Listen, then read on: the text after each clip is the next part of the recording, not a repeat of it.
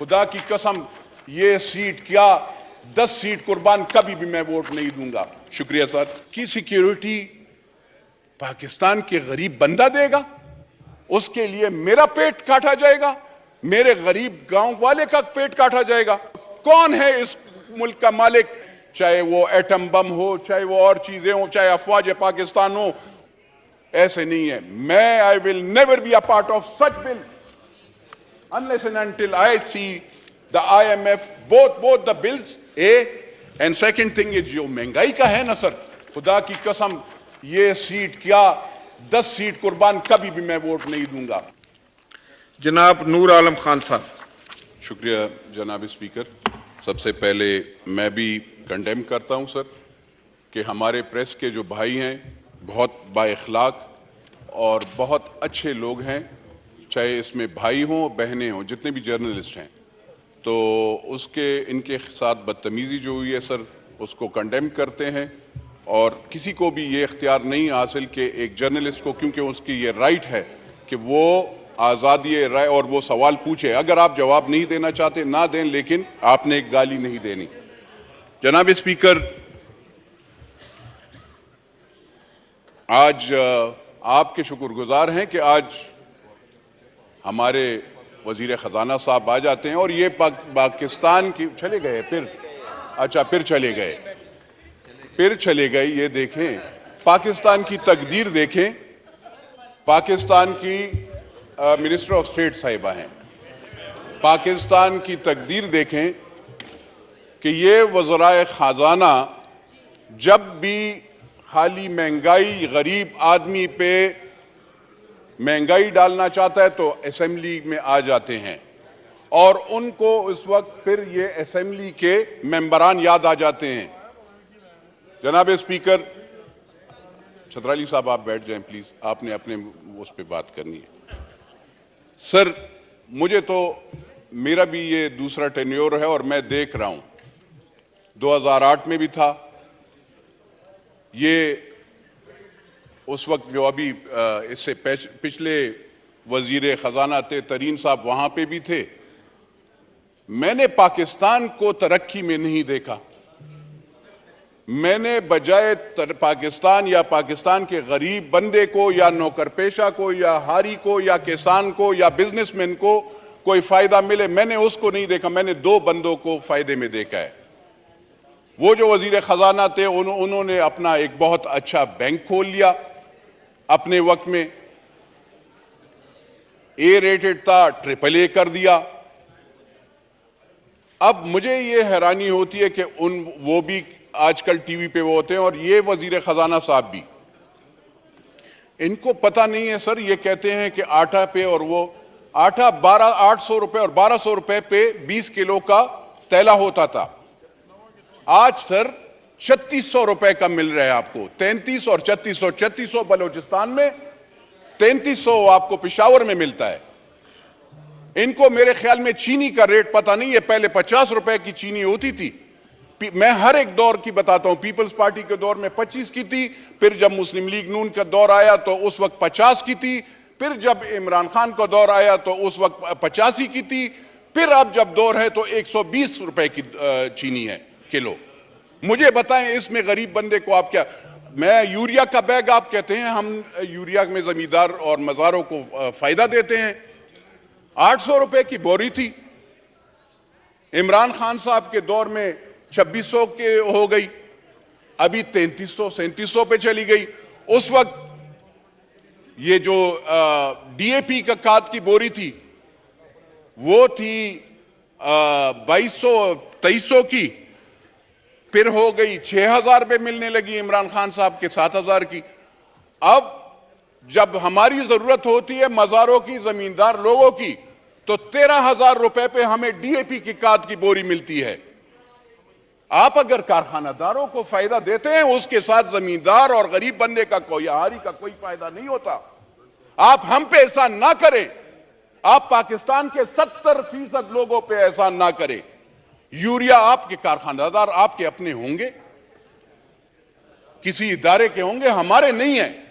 आप कारखानादारों से ले लेना, वो तो हमें कोई फायदा। दवाई आपको सर मैं बता दूं मैडम, आप मिनिस्टर ऑफ स्टेट साहिबा, दवाइयां महंगी हो गई हैं। आज आप 170% अगर फिर एक हम पे कर्ज का वो जो और भी डालना चाहते हैं, तो आपको पता है पहले भी मैंने यहां पे तकरीर की थी, तो उस वक्त के यहां पे, इससे पहले, आपसे पहले, अभी 2 साल पहले, तो उसके वजीर आजम को भी बहुत बुरी लगी थी और उस वक्त के वजीर खजाना को भी बुरी लगी और आप लोगों की भी बुरी लगेगी। जब दवाई की, शुगर की, पैनाडोल की आपने कीमत 2 रुपए महंगी कर ली, आप मुझे बताएं जो पत्ता 15 रुपए का मिलता था वो अब 60 और 100 रुपए पे मिलेगा। गरीब बंदा कहां से वो करेगा? 800 रुपए उसकी सारी दिहाड़ी होती है सर, 800 रुपए मैक्सिमम, 800 रुपए गांव में उससे भी कम होती है। आप सिंध में जाओ, पेशावर में जाओ, सदरन पंजाब में जाओ, बलोचिस्तान में, उसमें कौन अफोर्ड कर सकता है? सर आप बिजली की महंगाई की बात करें, आप कहते हैं कि डिफॉल्ट, वो पकड़े, फ्री बिजली बिल खत्म करें। वो अफसरान को आप 1300 यूनिट देते हैं, बिल आप उस गरीब बंदे से ले रहे हैं। उस गरीब बंदे से आप बिजली का बिल लेते हैं सर, और आप हमें गुनाहगार करते हैं, हमारे गरीब वोटरों को, कि आप पे हम बिजली बिल बढ़ाएंगे। सर थोड़ा सा इंसाफ, थोड़ा सा सोचना चाहिए। राजा साहब आप भी सर, आपका भी देही इलाका है, मुझे बताएं, ये कहते हैं बिजली देते कहां हैं? 24 घंटे तो बिजली नहीं होती। जरा लॉसेस का वो करें। 1956 के तारे लगी हुई होती हैं। हम एमएनएस का काम नहीं है अपग्रेडेशन और वो करना, हम भी ट्रांसफार्मर लगाते हैं, गैस पाइप लगाते हैं, क्या ये हमारा काम है? नहीं, लेकिन हम ये काम करते हैं सर। और वो इदारे, वो अफसरान, बंदे को बिजली नहीं होती, हमारी माए बहनें बिजली वहां पे गर्मी से जल रही होती हैं, और वो अफसरान ठंडे कमरों में बैठे होते हैं, बिजली वालों के भी। सर्दी में जो गैस वाले होते हैं उनके अफसरान, उनकी सैलरीज आपने देखी है, 60 लाख रुपए सैलरीज, 60 लाख रुपए एक एक अफसर को आप तनख्वाह देते हैं। उसके साथ उसको लैंड क्रूजर, उसके साथ उसको पेट्रोल, उसके साथ उसको 5 स्टार होटल, उसके साथ आप उसके बच्चों, और उसके साथ वो पता नहीं क्या क्या। और बोझ, आप जब बोझ देंगे, ये जो जो जो जो चीज आप ला रहे हैं ना सर, ये वाली चीज है जो आपने हमें पेश की है, इसका क्या फायदा है sir? What is this basically? मुझे बताएं। ये आप गरीब बंदे पे पकड़े ना, जाकर 300 कनाल वाले घर को भी पकड़े, अपने आप को, ये और लीडरान को भी पकड़े, इनसे भी पूछें, टैक्स का जरा पूछें। आप कहते हैं अगर ये हम अमीर लोगों पे, आपने कौन से अमीर पे लगाया है? आपका जो डिपार्टमेंट है उसमें सारे चोर पड़े हुए हैं। कारखानादार से कौन रिश्वत लेता है? उसको छोड़ता है। मैं तो नहीं वो करता हूं। तो सर मेरी अर्ज ये है, कहते हैं जरा तरक्याती बैंक के कर्जे मैं माफ करूंगा। कहां पे कर्जे माफ कर दें? जहां पे तो सैलाब आए हैं उनके तो आपने कर्जे नहीं माफ कर रहे। आप ये गाजी खान, ये डेरा गाजी खान के, आप यहां पे सिंध के मेरे भाई, उनसे जरा पूछिएगा, बलोचिस्तान के वहां पे सैलाब आया, कितने के कर्जे आपने माफ किए हैं? आपने उनको क्या सब्सिडी दी है, क्या फायदा दिया है? कुछ दिया है? नहीं सर। तो मेरी अर्ज यह है सर, वजीर खजाना साहब कहते हैं एयर फेयर पे 50,000 से रुपए से टिकट जब महंगा होगा तो वो उस पे 20% हम tax, federal excise duty. Sir आप देखिएगा, आप सब टैक्सेस आपके सबसे ज्यादा हैं हर चीज में। पाकिस्तान वो मुल्क है जहां पे टैक्सेस हैं, कोई बेनिफिट्स नहीं है। अगर आप टैक्सेस लगाते हैं तो कोई बेनिफिट भी लगाओ ना। यहां पे हम खाली, हमें आवाम उस वक्त याद आती है जब आप वोट लेने जाते हो, तो उस वक्त जिस वक्त आप उस पर टैक्स लगाते हैं तो उस वक्त आपको सर याद नहीं आती। मेरी अर्ज यह है सर कि गरीब के लिए खाली नारा मत लगाओ, गरीब के लिए सोचो भी। बिजली महंगी करना ये ज्यादती होगी। आप लगाएं क्या? इंडस्ट्रियलिस्ट पे ज्यादा लगाएं ना सर, इंडस्ट्रीज वाले हैं, पकड़े उस पे बिजली, उसको क्यों सब्सिडी दे रहे हैं? लेकिन अगर एक जिसका कच्चा घर है, जिसके घर में 2 पंखे हैं सर, जो कि 15,000 रुपए सैलरी लेता है, या यहां पे ये जो पीएन खड़े हैं, इन गरीबों का क्या गुनाह है कि आप इस पे भी वो टैक्स लगाएंगे? अब और यहां पे ये शादी हॉल सर, मतलब एक मुसलमान का और कोई वो तो नहीं है, ये शादी करके और इसमें इकट्ठे, कोई पार्टी वाटी वाले नहीं, पार्टीज वालों पे लगाएं। लेकिन मुझे बताएं सर कि शादी या उसमें भी आप जो सुन्नत रसूल का वो है, अगर लोग इकट्ठे होते हैं और उसमें हमारा एक शरई वो है, लोग अगर आते हैं और उसमें सब इकट्ठे होकर उसको खाना खिलाएंगे और उस पर आप टैक्स लगाएंगे, उस वो मार्की वाला, वो होटल वाला, वो दुकानदार, खुदा की कसम सर हम लोगों से टैक्स लेता है। टैक्स कलेक्शन वाले चोर हैं, जो आपकी डिपार्टमेंट है वो चोर है। हम लोग टैक्स, पाकिस्तान की आवाम टैक्स देते हैं सर। आपकी इदारे, आप जरा एफबीआर को जरा पहले लगाम डालें ना सर।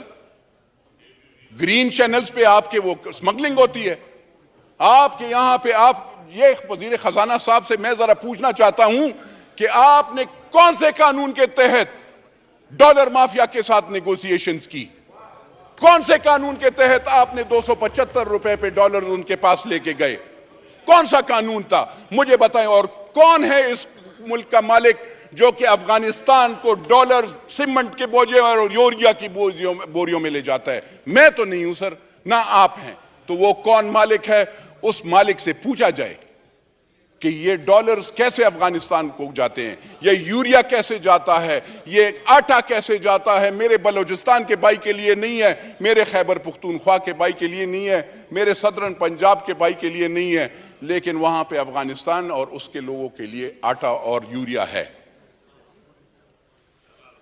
मेरा अफगानिस्तान मुल्क नहीं है, मेरी लाइबिलिटी अफगानिस्तान नहीं है।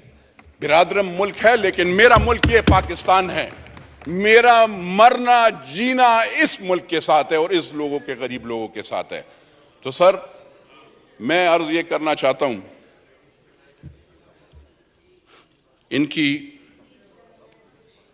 मिनिस्टर साहब को, अगर ये ऐसे ये जो मुआहदे हैं, इमरानी मुआहदा हुआ या डार वाला मुआहदा हुआ, इस हाउस में आना चाहिए। IMF के साथ इनने कौन से इरादे किए हैं? हमें डर लगता है, हमें डर लगता है जिस चीज के लिए ये कहते हैं, जिस चीज के लिए हमने पेट पे पत्थर बांधे हैं, चाहे वो एटम बम हो, चाहे वो और चीजें हो, चाहे अफवाज पाकिस्तान हो, उसके लिए हमने पेट पे पत्थर बांधे और हम ये टैक्सेस वो करते हैं। ऐसे नहीं हो कल उस चीज पे भी सौदा हो जाए। इसलिए IMF के जो मुआहदे हैं, चाहे इन्होंने किया है, चाहे इमरान नियाजी ने किया है, और चाहे वो आगे वाले हैं, वो सारे इस पार्लियामेंट को, यानी चाहे वो नेशनल असेंबली और सेनेट हो, उन दोनों में पेश होना चाहिए सर। वरना अगर आप ऐसे नहीं करेंगे, अगर आप पार्लियामेंट को बुलडोज करेंगे, अगर आप पार्लियामेंटेरियन आवाम की आवाज को खामोश करने की वो करते हैं, याद रखिएगा इन सब पार्टीज को, और उन सब ये ना सोचें कि आज आपके साथ 300 लीडरान ये सोचते हैं कि वो एक लीडर 470 बंदे उसके सिक्योरिटी गार्ड, उसका जोर आप पाकिस्तान के गरीब बंदे पे डालेंगे। 170 frontier constabulary, Punjab police, Khyber Pakhtunkhwa police, क्योंकि वो साबिका प्राइम मिनिस्टर होते हैं या प्राइम मिनिस्टर होता है या वो एक पार्टी का लीडर होता है, उसकी सिक्योरिटी पाकिस्तान के गरीब बंदा देगा। उसके लिए मेरा पेट काटा जाएगा, मेरे गरीब गांव वाले का पेट काटा जाएगा। तो ये जरा आप सोचें।